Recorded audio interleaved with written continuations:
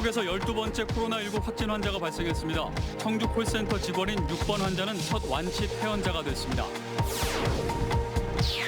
불량 마스크를 정상인 것처럼 속여 시중에 유통한 폐기물 업체 대표 등 3명이 경찰에 붙잡혔습니다. 플라스틱 재활용을 위해 사들인 제품을 약국에 팔았습니다. 충북의 총선 대진표가 속속 확정되고 있습니다. 민주당 정정순, 통합미래당 김수민, 최현호 후보의 공천이 확정됐습니다. 정상혁 보훈군수가 주민 소환 투표 실시에 찬성 서명을 한 주민들의 명단을 공개해달라며 정보 공개 청구를 했습니다. 이를 바라보는 세간의 시선이 곱지는 않습니다. 여러분 안녕하십니까. CJB 8시 뉴스 시작합니다. 괴산군에서 충북의 12번째 코로나19 확진 환자가 나왔습니다. 기저질환이 있는 80대 여성인데 현재까지 병원과 보건소 등 여러 의료기관을 다녀간 걸로 파악돼 비상이 걸렸습니다. 반면 청주 콜센터 직원인 6번 환자는 충북에서 첫 완치 퇴원자가 됐습니다. 박원 기자가 취재했습니다. 충북에서 12번째 확진자가 나왔습니다.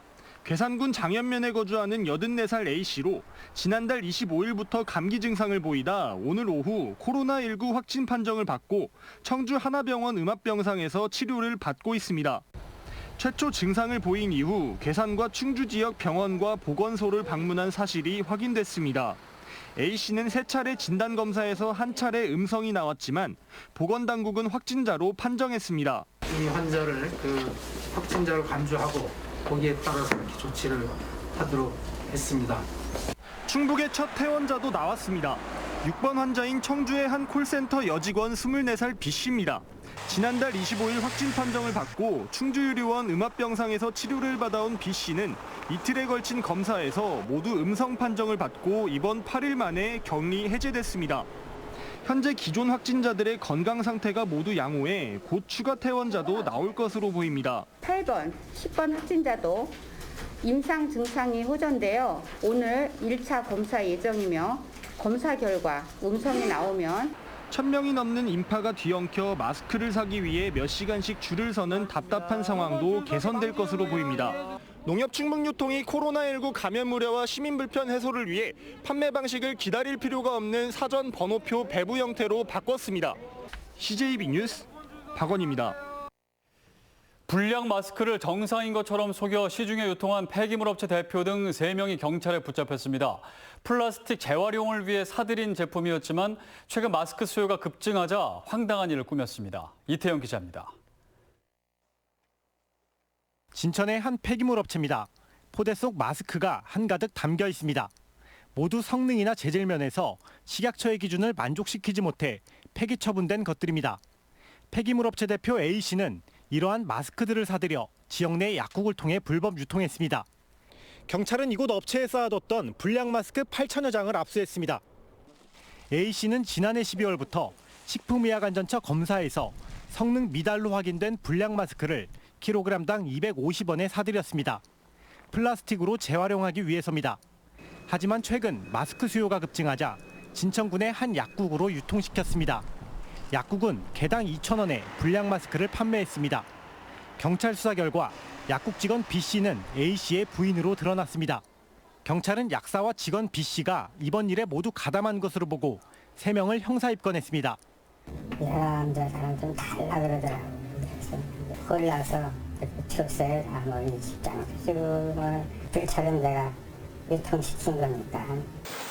충북에서는 이번 사건 외에도 매점 매석이나 마스크 사기와 관련돼 20건의 수사가 진행되고 있습니다. CJB 뉴스 이태현입니다. 정부가 전국 유치원과 초중고의 개학을 2주 더 미루고 이 기간까지 학원도 휴원할 것을 권고하면서 학원들이 심각한 경영난에 빠졌습니다. 임대료에 강사료까지 2중고, 3중고에 시달리면서 폐업을 고민하는 학원까지 생겨나고 있습니다. 이윤영 기자입니다. 청주의 학원 밀집 상가. 하지만 문을 연 학원을 거의 찾아볼 수가 없습니다. 정부가 코로나 확산 방지를 위해 학원에도 휴원을 강력 권고했기 때문입니다. 벌써 2주째 휴원 중인 이 미술학원도 2주나 더 휴원하라는 정부 방침에 걱정이 이만저만이 아닙니다. 임대료도 있고 이제 강사 월급 지급도 해야 되고 그거 말고도 이제 공과금이나 그런 게 이제 나가야 하니까 거의 대부분 이제 마이너스인 상황이고요. 150여 명의 학생이 뛰놀던 축구 교실도 텅 비었습니다. 3월에도 운영을 못하면 200만 원이나 하는 축구장 임대료에 강사비까지 어떻게 감당할지 암담하기만 합니다. 당장 3월 달이 큰 문제긴 하지만 4월 달도 어떻게 될지 모르고 5월 달도 어떻게 될지 모르는 상황이에요. 대책도 기약도 없는 휴원 조치에 아예 폐업을 고민하는 학원도 부지기수입니다. 힘들죠, 지금. 접어야 되나 말아야 되나 생각 중이죠. 더 이상 버틸 힘이 있나요? 여기 딸린 식구들도 지금 이제 어떻게 해야 되나. 현재까지 충북 지역 내 학원과 교습소 3,117곳 가운데 휴원에 들어간 곳은 2,000여 곳, 10곳 가운데 7곳에 달합니다. 급기야 학원연합회는 정부가 추가 휴원을 권고한 만큼 휴원으로 입은 손실의 절반을 정부가 보전해 줄 것을 촉구하고 나섰습니다. 정부나 지자체에서 우리 학원과 교습소가 피해를 보고 있기 때문에 이 부분에 대해서 손실을 보전해달라는 것이 우리의 주장이고 우리의 의견이죠. 한편 부산의 한 학원에서 수업을 받던 고교생이 코로나 확진 판정을 받은 가운데 장기 휴원에 따른 학원들의 경영난은 갈수록 심화될 전망입니다. CJB 뉴스 이윤영입니다.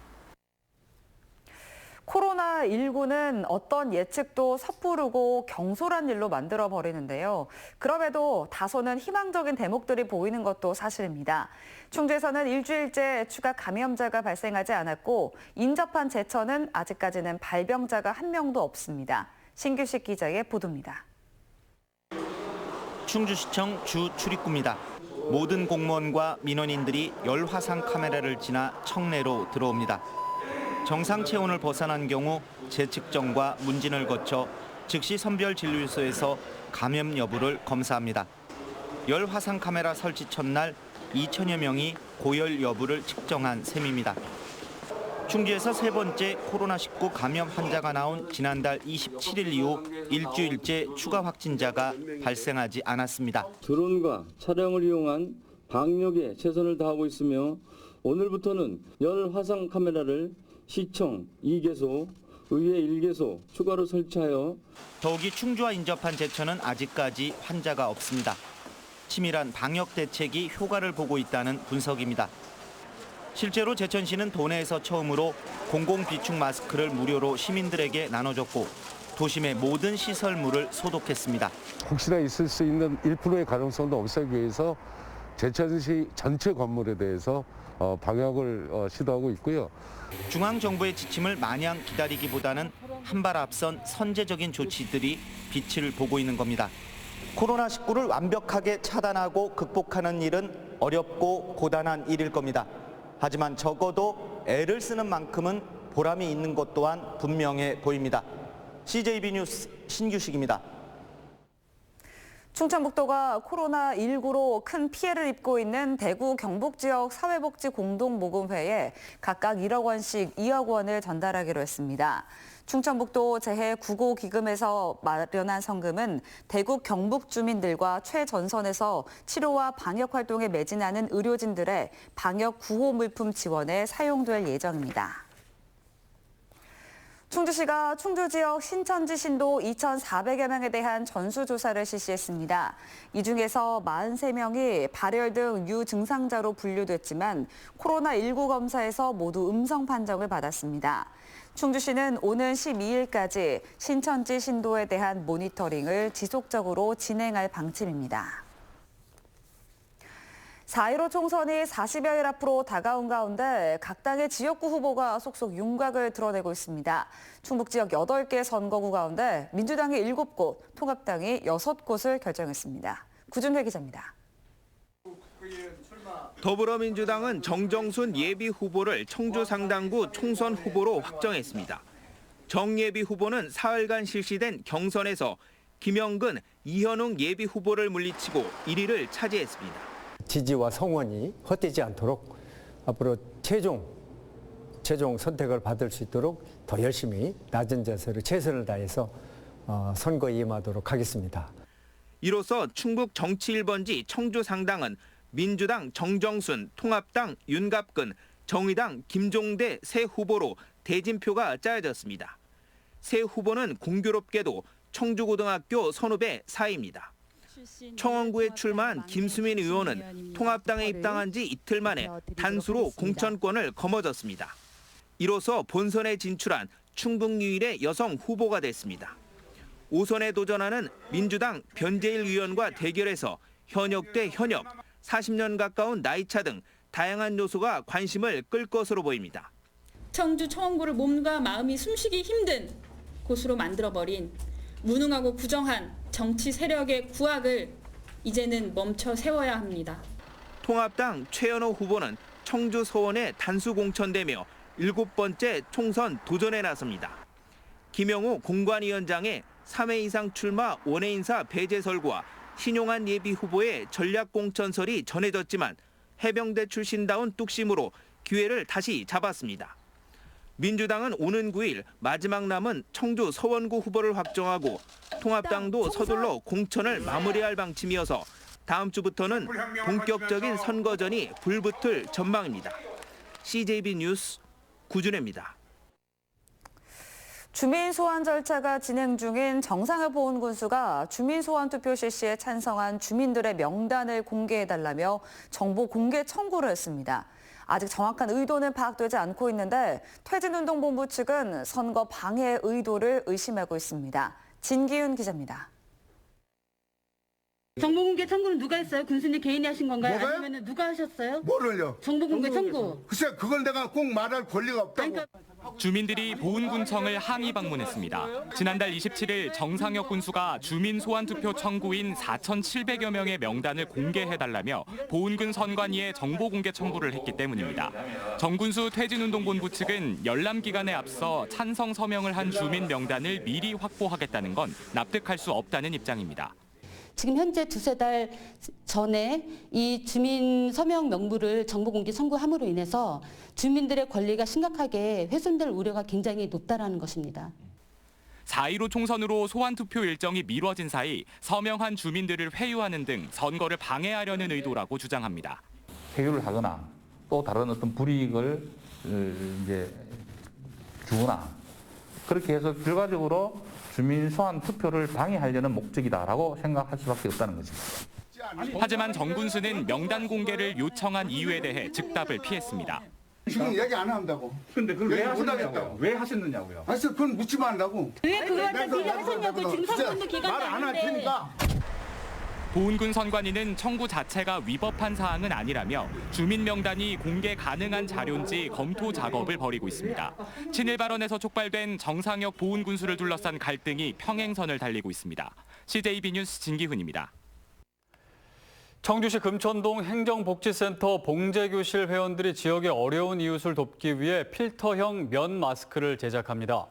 회원들은 재능 기부를 통해 하루 200개씩 마스크를 생산하고 보건용 마스크를 사기 힘든 어르신과 취약계층에게 전달할 예정입니다. 공군 사관학교 68기 졸업식이 문재인 대통령이 참석한 가운데 공사 연병장에서 개최됐습니다. 이번 졸업생들은 2016년 입학해 군사훈련과 학위 교육을 모두 마친 생도들로 외국군 수탁 생도를 제외한 154명 모두 졸업과 동시에 공군 소위로 임관했습니다. 이상으로 CJB 8시 뉴스를 모두 마칩니다. 시청해주신 여러분 고맙습니다.